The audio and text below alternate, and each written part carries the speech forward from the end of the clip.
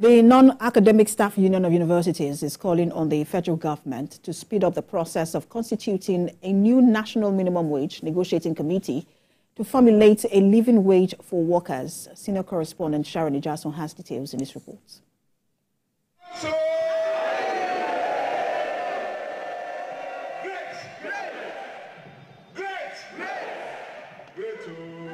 It's the 8th quadrennial delegates conference of the Non-Academic Staff Union of Educational and Associated Institutions, NASU.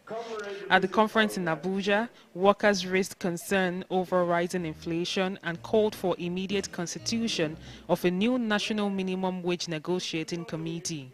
The call for the review of the national minimum wage has become urgent in view of the information given by the Bureau of Statistics in its report for October 2023, which stated that the major contributors to the increase in inflation were food and non-alcoholic beverages. The continued rise in inflation was attributed to removal of petroleum subsidy and the devaluation of the official exchange rate.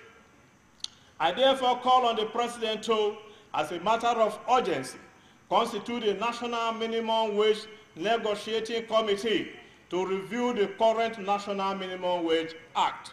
A former president of NLC, Senator Adams Oshiomhole, stressed the need for unity among workers. He said the labor movement in the country must organize and increase the number of its membership. Government, we call it revenue, capital, pension funds. It is actually workers' social capital to address workers' social capital needs. What are your capital needs? Housing, before any other thing. Make a proper resolution and canvass the NLC that together we must revisit this money that PENCOM is managing. Who is borrowing the money? That is displacing the social purpose of that fund. So I ask you not to cry over, be homeless, insist that that money be refocused back to the social purpose of pension.